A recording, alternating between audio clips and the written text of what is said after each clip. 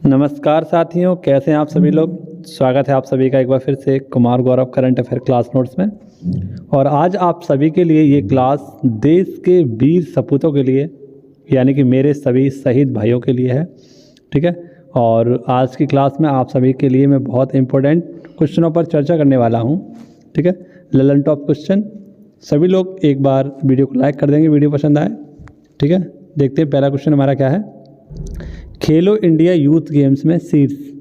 तो आप सभी को पता है कि 2023 में खेलो इंडिया यूथ गेम्स का आयोजन चल रहा था और इसमें टॉप पर आपका रहा है महाराष्ट्र। 161 पदक इसने जीते हैं और इसके साथ साथ गोल्ड मेडल जीते हैं इन्होंने, कितने 56। तो ये खेलो इंडिया यूथ गेम्स में आपके शीर्ष पर स्थान पर रहे हैं। सेकंड स्थान पर आपका हरियाणा है, जो पिछली बार बिल्कुल फर्स्ट पर रहा था।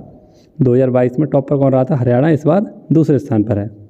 और थर्ड स्थान पर है आपका मध्य प्रदेश, जो आपका मेजबान राज्य था, क्योंकि खेलो इंडिया यूथ गेम्स का आयोजन कहाँ चल रहा था? मध्य प्रदेश में ही चल रहा था और इसका ये 5वां संस्करण था, ठीक है। इसमें 2 नए गेम शामिल किए गए थे, एक था आपका वाटर गेमिंग और एक था आपका फेसिंग, जिसे हम तलवारबाजी कहते हैं। तो ये इसमें शामिल किए गए थे, ठीक है। तो ये आपका रखना है। अब कुछ ललन टॉप क्वेश्चन है आपके लिए, जैसे कि 3rd यूनिवर्सिटी गेम्स, ये आपके कहाँ पर होंगे? तो याद रखना ये उत्तर प्रदेश में होने वाले हैं। उत्तर प्रदेश के 4 शहरों में आयोजित होंगे। हॉकी वर्ल्ड कप 2023 ये किसने जीता है? आपका जर्मनी ने। फीफा वर्ल्ड कप 2022 किसने जीता है? अर्जेंटीना ने। अंडर 19 T20 महिला विश्व कप किसने जीता है? आपका भारत ने, इंग्लैंड को हराकर, ठीक है। तो ये भी क्वेश्चन आप सभी लोग याद रखना। आगे बात करते हैं अगले क्वेश्चन पर, क्वेश्चन नंबर 2 पर। तर्कश अभ्यास। तर्कश अभ्यास ये हाल ही में परमाणु और रासायनिक और जैसे कि आपके जैविक आतंकी हमले होते हैं, इन हमलों को कम करने के लिए हाल ही में पहली बार इसका आयोजन किया गया है भारत और अमेरिका के द्वारा, ठीक है। और याद रखना ये राष्ट्रीय सुरक्षा परिषद जो है, इसने भारत की तरफ से भाग लिया है। इसको बोला जाता है कि सामूहिक विनाशक जो अधिकार हैं, है ना, हथियार हैं, उनका क्या करना है? खात्मा करना है। देखिए युद्धाभ्यास की बात आई है तो आप सभी लोग याद रखना, हाल ही में एक आपका बहुत ही इंपॉर्टेंट साइक्लोन फर्स्ट, कौन सा? साइक्लोन फर्स्ट युद्धाभ्यास का आयोजन किया गया था। ये पहली बार आयोजन हुआ है जिस प्रकार से भारत और मिस्र के मध्य, ठीक है, भारत और मिस्र के मध्य। तो ये भी आपका रखना है। ऐसे ही आपका रखना है वज्र शक्ति, कौन सा? वज्र प्रहार, माफ़ करना, वज्र प्रहार, ये भी भारत अमेरिका के संग होता है। एक होता है युद्धाभ्यास, ये भी भारत और अमेरिका के मध्य होता है, ठीक है। ये आप सभी लोग याद रख लेना, वज्र प्रहार और युद्धाभ्यास किसके साथ होता है? भारत और अमेरिका के साथ। और जो एक और अब आप याद रखना, तर्कश युद्धाभ्यास भी भारत और अमेरिका के मध्य हुआ है, ठीक है। अगला क्वेश्चन देखते हैं। अगला क्वेश्चन देखिए, क्वेश्चन नंबर 3 हमारा क्या कह रहा है? पूछा गया है 2nd भारतीय चावल कांग्रेस का उद्घाटन। तो दूसरे नंबर का है ये, भारतीय चावल कांग्रेस का उद्घाटन किया गया कटक उड़ीसा में। किसके द्वारा किया गया है? तो याद रख लेना, द्रौपदी मुर्मू, जो कि हमारी नव राष्ट्रपति हैं, इनके द्वारा इसका उद्घाटन किया गया है। और देखिए चावल की बात आई है तो आप सभी को याद रखना है, राष्ट्रीय चावल अनुसंधान केंद्र कहाँ है आपका? कटक उड़ीसा में। अंतर्राष्ट्रीय चावल अनुसंधान केंद्र है आपका मनीला, फिलीपींस में, ठीक है। तो इस प्रकार से आपको याद रखना है, ये जो चावल कांग्रेस का उद्घाटन हुआ है कटक उड़ीसा में हुआ है, ठीक है। और कटक उड़ीसा में आपको पता है किसका जन्म हुआ था? तो सुभाष चंद्र बोस जी का जन्म हुआ था कटक उड़ीसा में, ठीक है। इसी प्रकार से आपको याद रखना है, मोटे अनाज को बजट 2023-24 में क्या कहा गया? श्री अन्न, और इसके लिए उत्कृष्टता केंद्र बनाया गया हैदराबाद में। गोल्डन राइस में आपका क्या पाया जाता है? विटामिन ए पाया जाता है, ठीक है। और विटामिन ए की कमी से कौन सा रोग होता है? रतौंधी, जिसे हम नाइट ब्लाइंडनेस कहते हैं, ठीक है। जागा मिशन ये उड़ीसा का है। हॉकी वर्ल्ड कप जो आपका 2023 हुआ था, वो कहाँ हुआ था? राउरकेला और भुवनेश्वर में, जो कि उड़ीसा में स्थित है। और मैंने आपको बताया कि हॉकी वर्ल्ड कप 2023 किसने जीता है? आपका जर्मनी ने। किसको हराकर? बेल्जियम को हराकर। किसको हराकर? बेल्जियम को हराकर, ठीक है। तो ये भी आप सभी को याद रखना है। इसके साथ साथ उड़ीसा का जो एक तट है, जिसे हम गंजाम तट कहते हैं, क्या कहते हैं? गंजाम तट। यहाँ पर ओलिवे रिडले नाम के गर्म पानी के कछुए पाए जाते हैं। ओलिवे रिडले नाम के गर्म पानी के कछुए यहीं पाए जाते हैं आपके, ठीक है। और भारत का पहला बाल विवाह मुक्त जो जिला है आपका, वो कौन सा है? गंजाम जिला ही है। इसके साथ साथ उड़ीसा राज्य को बाल विवाह मुक्त बनाने के लिए यहाँ पर एक पहल भी चलाई गई थी, जिसे हम अलीवा पहल कहते हैं। क्या कहते हैं? अलीवा पहल। ये इसी से संबंधित है, आपकी बाल विवाह मुक्त। लेकिन आपसे पूछूं कि विश्व में बाल विवाह पर प्रतिबंध लगाने वाला पहला देश कौन सा है? तो याद रख लेना वो है आपका फिलीपींस। कौन सा है? फिलीपींस। ये दोनों ही आपके क्वेश्चन रिलेटेड करके मैंने आपको बताए हैं। जिस प्रकार से आपको राष्ट्रीय चावल अनुसंधान केंद्र याद रखना है कटक उड़ीसा में, उसी प्रकार से अंतर्राष्ट्रीय चावल अनुसंधान केंद्र मनीला फिलीपींस से याद रखना है। ठीक है, देखिए मनीला की अगर हम बात करें, यहाँ पर आपका ADB एशियन डेवलपमेंट बैंक, इसका हेडक्वार्टर भी कहाँ पर? मनीला में ही है। ठीक है, और आपको पता है Ramon Magsaysay award, Ramon Magsaysay award जिसे हम एशिया का नोबेल कहते हैं, ये भी कहाँ दिए जाते हैं? मनीला में ही दिए जाते हैं। ठीक है, तो ये क्वेश्चन भी आपको इस क्वेश्चन से याद रखने थे। आई होप आपको क्वेश्चन अच्छा लगा होगा। अगर वीडियो अच्छी लग रही हो तो आज सभी शहीद भाइयों के लिए एक बार इस वीडियो को लाइक कर देना। ठीक है, आइए बढ़ते हैं अगले क्वेश्चन की ओर। देखिए आज की जो क्वेश्चन नंबर 4 है, आप सभी की आत्मा को शांति दे भगवान, इस प्रकार का ये क्वेश्चन है। क्योंकि आपको पता है राष्ट्रपति द्रौपदी देवी मुर्मू ने 13 नए राज्यों में राज्यपालों की नियुक्ति की है। ठीक है, और आप सभी लोग याद रखना कि राज्यपाल की नियुक्ति के लिए कौन सा आर्टिकल है? 155 है, और इसमें बताया गया है राष्ट्रपति के द्वारा क्या होगा? राज्यपालों की नियुक्ति की जाएगी। लेकिन राज्यपाल किस आर्टिकल में है? तो वो 153 में है। राज्यपाल की क्षमा शक्ति कितने में है? 161 में, और राज्यपाल का अध्यादेश आर्टिकल 213 में है। ठीक है, तो इस प्रकार से आपको याद रखने कुछ आर्टिकल, चारों आर्टिकल अपने जुबान पर याद रखना राज्यपाल के। ठीक है, और जो राज्यपाल पद है वो कहाँ से लिया गया है? भारत शासन अधिनियम 1935 से लिया गया है। ठीक है, भारत शासन अधिनियम 1935 से आपका लिया गया है राज्यपाल का पद। अब देखिए कौन कौन से राज्यों के आपके हाल ही में जो राज्यपाल चेंज किए गए हैं उनके बारे में जानते हैं। देखिए पहला है आपका अरुणाचल प्रदेश, और अरुणाचल प्रदेश के कौन है? केती परनायक। सिक्किम के देखिए ये हैं आचार्य लक्ष्मण जी। झारखंड के आपके CP राधाकृष्णन। हिमाचल प्रदेश के हैं शिव प्रताप शुक्ल। असम के हैं गुलाब चंद कटारिया। आंध्र प्रदेश के हैं S अब्दुल नज़ीर। छत्तीसगढ़ के हैं आपके BB हरिचंद्रन। मणिपुर के अनसुईया उइके। नागालैंड के हैं L गणेशन। मेघालय के हैं P चौहान। बिहार के हैं राजेंद्र आलेकर। महाराष्ट्र के हैं रमेश बैस, और लद्दाख के हैं BD मिश्रा। ठीक है, तो ये आपके 13 नए राज्यपाल हैं जो नए राज्यों में क्या बने हैं? आपके राज्यपाल बने हैं। इसी प्रकार से कुछ नियुक्तियों के बारे में अगर हम बात करें, ये भी नियुक्तियाँ आपके लिए अति महत्वपूर्ण हो सकती हैं। जैसे कि CJI chief justice of India आपके 50वें नंबर के कौन है? DY चंद्रचूड़। इलेक्शन कमीशन कौन है आपके? तो ये है राजीव कुमार। अटॉर्नी जनरल कौन है आपके? तो R वेंकट रमणी।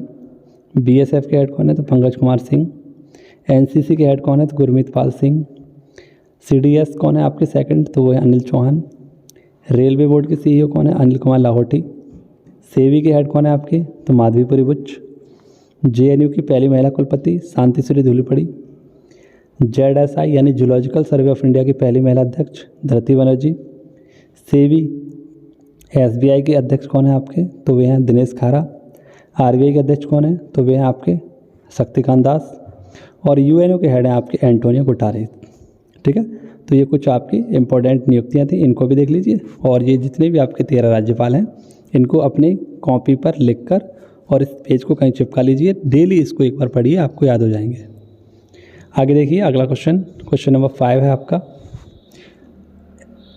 SBI द्वारा तीसरी विशेष स्मार्ट स्टार्टअप शाखा का उद्घाटन। तो हाल ही में आपका सब लोग याद रखना SBI के द्वारा तीसरी विशेष स्टार्टअप शाखा का उद्घाटन किया गया है, और ये किया गया आपका गुरुग्राम हरियाणा में। ये वही गुरुग्राम है जहाँ पर इंटरनेशनल सोलर अलायंस का मुख्यालय है। यहीं पर ग्रीन ATM आपका यानी ग्रेन ATM अनाज ATM स्थापित किया गया था, और अंतर्राष्ट्रीय शांति केंद्र जो भी स्थापित किया गया था वो भी यहीं पर किया गया था आपका। ठीक है, ये वही हरियाणा है जिसके द्वारा अधिगम योजना, कौन सी? अधिगम योजना, और ये परीक्षाओं में काफ़ी बार पूछी गई अधिगम योजना किसकी है? तो हरियाणा सरकार की है। तो देखो हाल ही में इसने स्टार्टअप शाखा का उद्घाटन किया है, कहाँ पर? गुरुग्राम हरियाणा में। ठीक है, ये बात तो हुई हमारी। अब बात करते हैं SBI पर। तो SBI की 3 बैंकों का विलय करके एक बैंक बनाई गई थी जिसका नाम था इंपीरियल बैंक। ठीक है, और इसकी स्थापना की गई थी 1921 में। इसके बाद 1955 में इसी इंपीरियल बैंक का नाम रख कर क्या रख दिया गया? State bank of India. 1955 में 1 जुलाई 1955 को इसकी स्थापना कर दी गई। इसके वर्तमान में हेड कौन है? तो दिनेश खारा। ठीक है, इसका जो शाखा का पहला केंद्र था वो मुंबई और लखनऊ में था, मुंबई और बेंगलोर में था। ठीक है, और तीसरा वाला आपका बताइए कहाँ खुल गया? गुरुग्राम हरियाणा में। ठीक है, इसके साथ अगर हम बात करें बैंक की बात आई है तो आरबीआई की अगर हम बात करें तो आरबीआई के हेड कौन है वर्तमान में? शक्तिकांत दास। मैंने अभी आपको बताया ऊपर, शक्तिकांत दास इसके कौन है? हेड हैं। ठीक है, शक्तिकांत दास जी इसके 25वें नंबर के हेड हैं। इससे पहले कौन थे तो आपको पता ही होगा, कौन थे आपके? उर्जित पटेल। कौन थे? उर्जित पटेल। ठीक है, तो ये भी आप लोग याद रखना है। इनकी बुक बहुत ही फेमस है, एक ओवरड्राफ्ट। कौन सी है? ओवरड्राफ्ट, इनकी पुस्तक है। ठीक है, ओवर द ड्राफ्ट। एक और ज़बरदस्त क्वेश्चन आपके सामने है, question number 6, one family one identity. तो वन फैमिली वन आइडेंटिटी हाल ही में आपकी क्या की गई है? एक योजना स्टार्ट की गई है उत्तर प्रदेश सरकार के द्वारा। जैसे कि आपको अन्य राज्यों के प्रवासियों को लाभान्वित करना है, किससे? अनाज से। ठीक है, तो उसके लिए सस्ते अनाज को प्रोवाइड कराने के लिए एक फैमिली आईडी, जिसे हम कहेंगे वन फैमिली वन आइडेंटिटी, की शुरुआत की गई है। ठीक है, तो किसने? उत्तर प्रदेश सरकार ने इसको लागू किया है। ठीक है, ऐसे ही आपको याद रखना है, one nation one ration card का 36वां राज्य कौन सा था? असम था। वन डिस्ट्रिक्ट वन प्रोडक्ट, ये उत्तर प्रदेश सरकार की पहल थी। वन स्टेशन वन उत्पाद, ये रेलवे के द्वारा स्टार्ट किया गया था, रेलवे से संबंधित है आपका। वन नेशन वन फर्टिलाइज़र, इसमें आपका वन फर्टिलाइज़र यानी एक उर्वरक होगा, कौन सा? भारत ब्रांड होगा। One nation one GST tax, one nation one tax one system, कौन सा? आपका जीएसटी। और one earth one family one future, ये क्या है आपका? G20 की, याद रखना, ये इसकी थीम है। ठीक है, वसुदेव कुटुंबकम जिसे हम कह सकते हैं। इसके बाद अगला क्वेश्चन देखिए, क्वेश्चन नंबर 7 आपका क्या कह रहा है? राजा राम मोहन रॉय 2023 पुरस्कार से किसे सम्मानित किया गया? तो राजा राम मोहन रॉय आप सभी लोग जानते होंगे इनको बहुत ही अच्छे तरीके से, RRR ट्रिपल आर के नाम से भी इनको जाना जाता है। ठीक है, और पत्रकारिता से संबंधित इन्हीं के नाम पर एक पुरस्कार बनाया गया है, जिसे हम राजा राम मोहन राय पुरस्कार के नाम से जानते हैं। तो हाल ही में किसे दिया गया है? ABK प्रसाद को दिया गया। किसे? ABK प्रसाद को यह पुरस्कार दिया गया है। ठीक है, अब आप सभी लोग रखना है ABK प्रसाद कौन है? तो आधिकारिक भाषा आयोग के अध्यक्ष हैं, और आधिकारिक भाषा आयोग का 22 भाषाओं को आगे ले जाने का कार्य होता है। और ये एक संवैधानिक संस्था है आपकी, एक संवैधानिक आयोग है, जिसका आर्टिकल 344 में क्या किया गया है? जिक्र भी किया गया है। ठीक है, तो ये इसका आंसर क्या हो जाएगा? ABK प्रसाद। अब राजा राम मोहन की बात कर लेते हैं। तो राजा राम मोहन राय को राजा की उपाधि किसने दी थी? अकबर द्वितीय ने।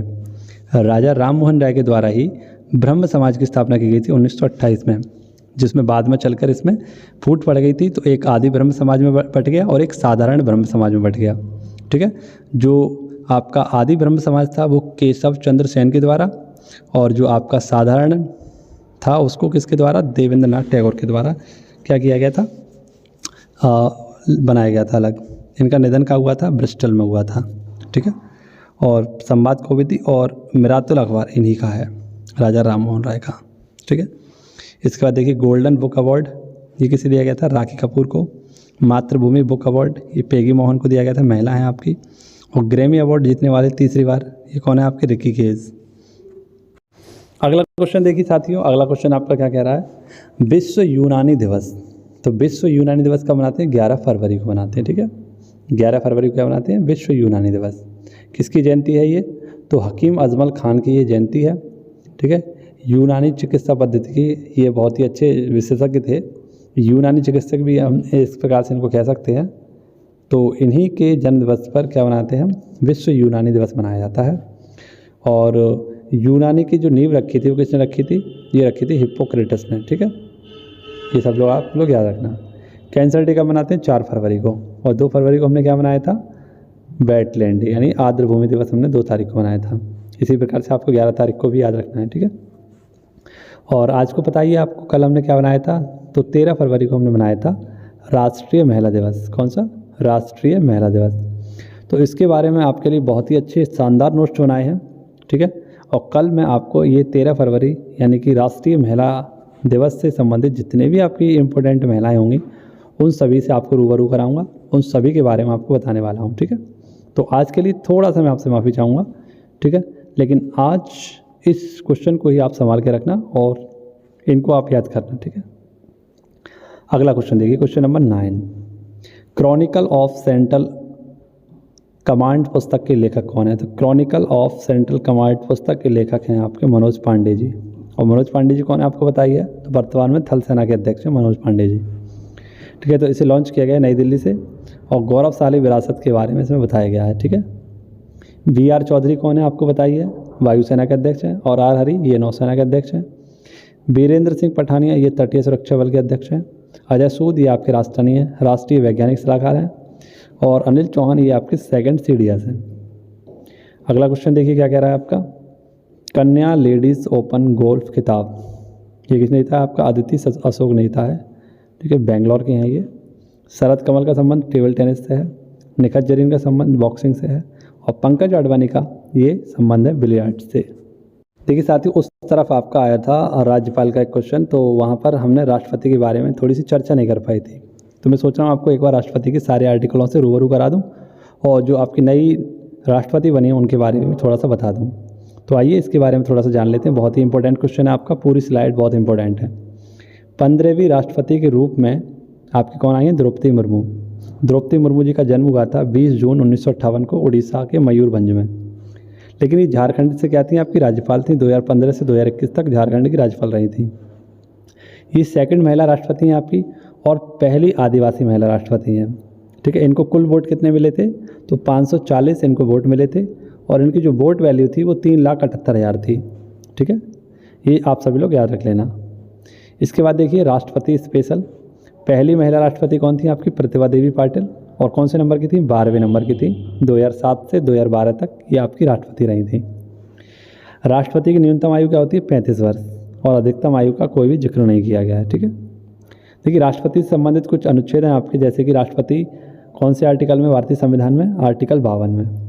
53 में क्या कहा गया? राष्ट्र संघ की कार्यपालिका का अध्यक्ष कौन होगा? तो राष्ट्रपति होगा। 54 में कहा गया राष्ट्रपति का निर्वाचन। 55 में कहा गया है राष्ट्रपति का निर्वाचन प्रक्रिया या निर्वाचन विधि। आर्टिकल 60 में बोला गया शपथ।